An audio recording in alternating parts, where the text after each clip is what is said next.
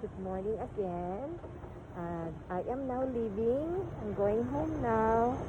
I just brought Mama here in domestic airport of Mactan. Mactan International Airport. So this is now the view of Mactan Airport. We have this huge Christmas tree here. And it is beautiful. It is the motif is red, red balls and white flower, white colored flowers, so made of silk and white silk flowers and the red balls. And so this is now the view of Mactan Airport. Domestic. This is the domestic flights, for the domestic flights. So you can see there the Celestial Garden, photo of the Celestial Garden.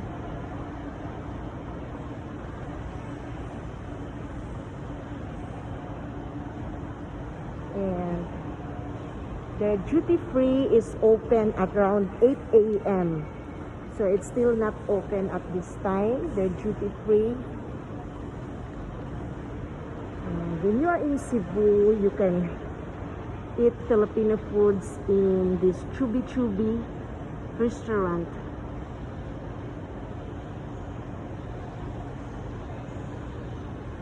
And this is the duty free here, the duty free store, duty free Philippines.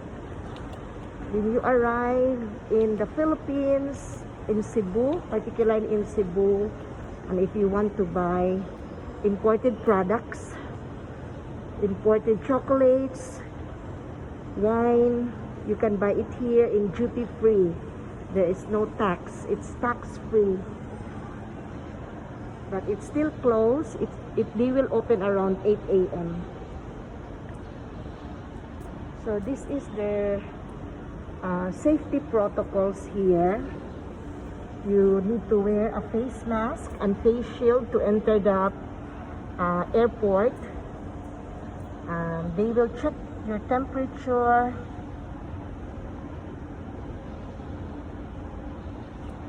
and register via the Stay Safe app. And the maximum capacity inside the duty-free Philippines. This is the safety protocol inside the duty-free Philippines store. Observe social distancing, and minors, senior citizens, and pregnant women are not are prohibited. They cannot enter the duty-free Philippines stores. Seniors may enter only when they can show proof of full vaccination. So we have this photo of the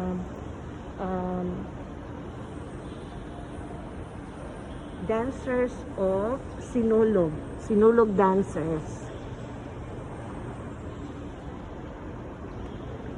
And photo of Bohol, picture of chocolate fields in Bohol. So here they have these 7-Eleven stores. We have this coffee, the Boss Coffee, and they have this 7-Eleven store inside the domestic airport.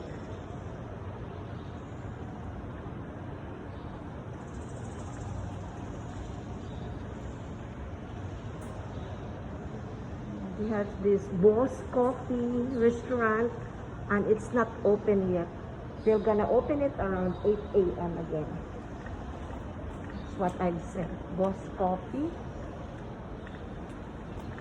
And they have this. Inside the duty free, you can find fashion accessories. Those branded Lacoste apparels and perfumes, imported perfumes.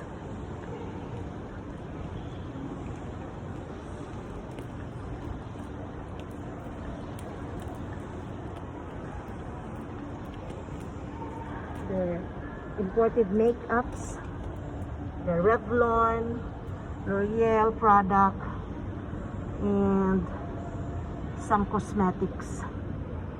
Clinique, Versace, Calvin Klein, Dolce and Gabbana, Prada products, Elizabeth Arden, Davidoff, Clinique, Eternity perfume, the Calvin Klein Eternity perfume. They also have available here, and those cigarettes, imported cigarettes.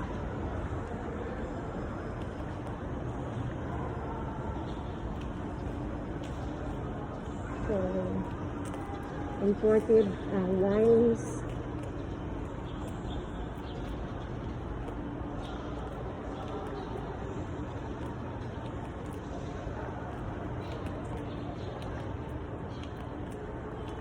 So this is where you can also buy some souvenir t-shirts and some cookies, Danish butter cookies. You can buy it here. I would like to buy, but it's not open yet. And some chocolates, the M&M's, Hershey's. They have this. They also have Starbucks coffee here. Starbucks coffee. They have this booth for Hongyong.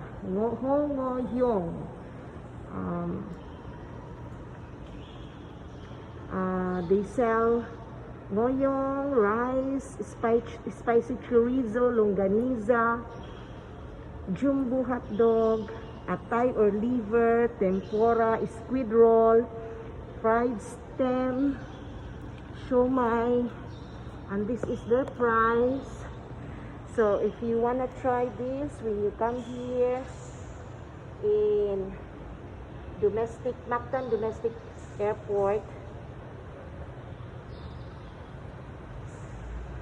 or the Mactan International Airport, these are their prices. And it's not open yet. So they also sell Cebu's Ayers Lechon or Ayers Lechon. Morning, sir.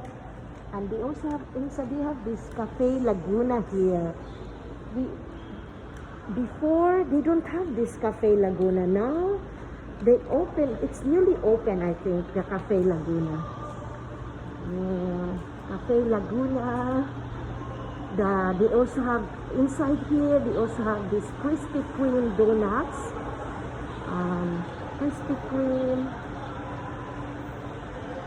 And they have this Taipei tea, authentic Taiwanese bubble tea.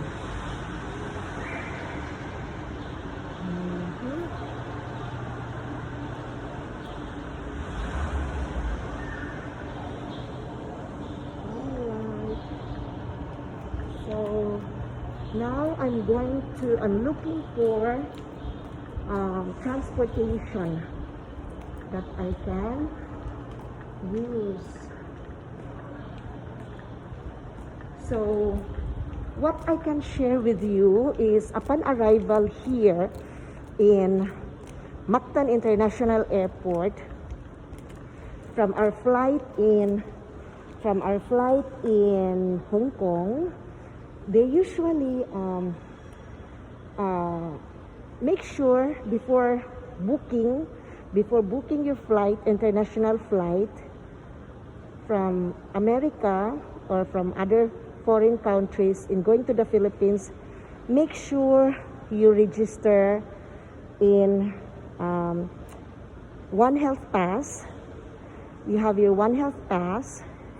You also register for Mactan Airport, where you can get your QR code. You register for your QR code, and also you register for the Trace app. The Trace app. Okay? So after registering those three, the One Health Pass, Trace app, and the Mactan Airport QR code, you can buy now your airline tickets. And also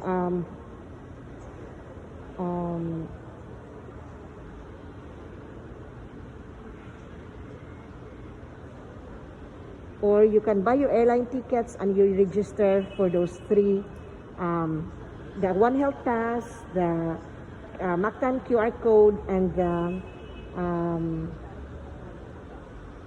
Mactan QR code and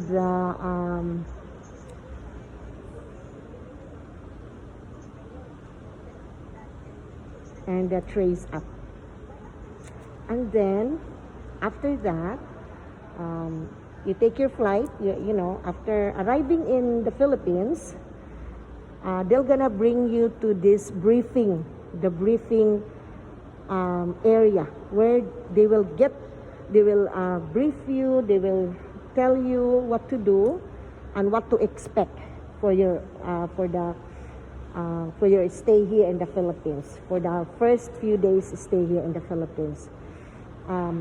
You will gonna inside the plane before arriving in the Philippines, they will give you this paper, the arrival card, or the Bureau of Immigration arrival card. This is what they call the brown paper, or the brown where they will ask you of your name and your some of the personal questions, the date of birth, personal informations here, where you're going, the address where you are going here in the Philippines, where you are staying, and the contact number or the email ad, your occupation, your personal ID number, your flight number. This is very important, the flight number, your primary purpose of travel, your date of arrival. And then you're also going to fill up this health declaration card. It's a separate health declaration card. You need to complete each passenger, including the children. And you have your passport number. They will ask for the passport number, the family name, first name, middle name, nationality, your gender, your birthday, the date of the arrival, the flight number, the name of the hotel you're going to, the residence here in the Philippines, your contact number, the Philippine mobile number, and the country you work, you visited and transited in the last 30 days. So what I put in my yellow health declaration card is no country visited and transited, and I am from Orlando, Florida, United States of America. And at the back of this yellow card is you're going to put the name of the COVID-19 immunization medication you received. Like what I had is the Pfizer, and the date that it was administered, and the place where it was given. So, in the briefing area, upon arrival here in Mactan International Airport, they're gonna ask your yellow, the health declaration card. The IATF will going to ask this health declaration card, and they will separate the fully vaccinated passengers and the partially vaccinated and the unvaccinated passengers. So those, the return foreign Filipinos like us, the balikbayans, we're going from the briefing area, we go directly to the immigration. So in the immigration, they're gonna get this. The Bureau of Immigration will get this arrival card, which they will also ask for your passport or travel document number, the last name, first name, middle name, date of birth, your nationality. Like us, we are Filipino-American. We have dual citizenship, so I put Filipino-American or PhilAm. And then your gender, the address abroad, like what is your address in America or in other foreign countries, and your address in the Philippines, the contact number or the email address, the occupation, the personal ID number, and the flight number, port of exit, and then you're gonna sign here and the date of arrival. And so after the immigration, you're gonna so after arriving in the immigration, you will gonna be ask some simple questions, and they will take your photo, your recent photo, and then also they will also ask for your I think they check my immunization, my immunization card, the COVID-19 immunization card. And also so after immigration, they will bring us to the Department of Tourism. The Department of Tourism, where they took our swab test, our initial swab test on the day of our arrival. So they took our swab test, and that is the initiative of Governor Gwen Garcia. And it's only, I don't know if they do it also in Manila, but here in Cebu, they do it. It's the first swab test, RT-PCR swab test. They do the nostril and the throat swabbing. So according to the DOH, Department of Health, Medical Technologies, the one that did our RT-PCR swab test in Bayfront on the 5th day, she told us that if nobody will call us of the result, it means the result of our initial RT-PCR is negative.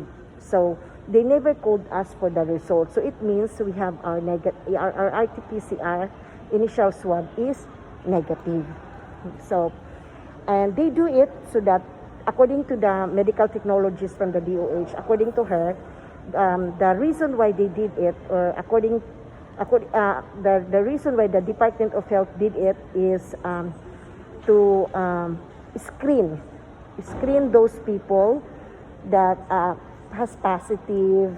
If ever the person is positive, they can continue the quarantine in the isolation center for 14 days if they don't have any signs and symptoms, if they are asymptomatic. The reason why they did it is to help the person maximize his stay here in the Philippines, his vacation in the Philippines, para daw dili na ma-extend ang iyang quarantine period, or kay kanang mag-count naman ang isolation from the day nga gi-quarantine siya sa hotel. So pagkahuman sa swabbing sa among nose sa Department of Tourism nga area, kuhaon ang among email ad para kung unsay mga communication or ang among contact number, mobile contact number, the Philippine contact number, kung unsay mga communication like positive sa screening, sa initial screening, they can call us and they can immediately notify us so that we can prepare ourselves kay kuhaon daw sa Department of Health kami kung pananglit mag-positive pick upon sa hotel ug dadon sa isolation center. So by the grace of God, our result came back negative. So mauna nga nakagawas nami after 6 nights of stay sa quarantine hotel. And the new IATF also protocol now, starting October 14, which was yesterday, said that those passengers came from Green Lane country, like Australia, Bosnia and Herzegovina, and the rest. You can check it, you can Google it. They, as long as they are vaccinated, fully vaccinated, and they have this RT-PCR within 72 hours from the country where they came from. Like example, they came from Australia and they took their RT-PCR swab test. Within 72 hours, kung mo-fly sila sa Pilipinas, they are no longer going to have a quarantine. They don't need to go to quarantine facility like in the hotel quarantine. They can go directly to their home and then they can continue their home quarantine. So mas maayo gyud og fully vaccinated ka and maka-save ka sa imong quarantine days. Instead of staying in the hotel for 14 days, like those partially vaccinated and non-vaccinated, they have to stay in the hotel for 14 days, and they are going to be swabbed on the 7th day. Those from the yellow lane or the yellow country, and also from those from the Bermuda country, the red country, which is the Bermuda country. Those from Bermuda Islands. So it is, for me, it is very, very helpful if you are fully vaccinated.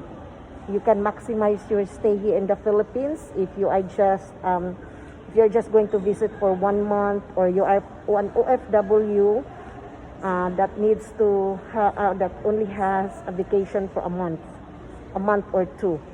So it is I encourage you to have to be vaccinated, but it is your choice. We have our own choices and we have our own considerations. So whatever your consideration, whatever your choice, we all respect that. As a registered nurse, I respect. We are trained to respect, and we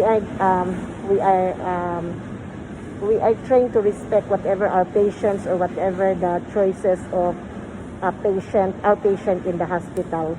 So so whatever your choice, whatever the actions that you're going to take, it is your own discretion. It is your, you'll be the one responsible for that, and you are accountable for whatever action you're going to take. So that's all. I hope this vlog can able to help you. I hope this vlog able to share able to share important informations, and I share this information from my own experience. Whatever the information I shared here is from my own experience in coming here, in booking my flight from United States, and buying the ticket, registering all those One Health Pass, international QR code, Mactan International QR code, Mactan Airport International QR code, and the Trace app.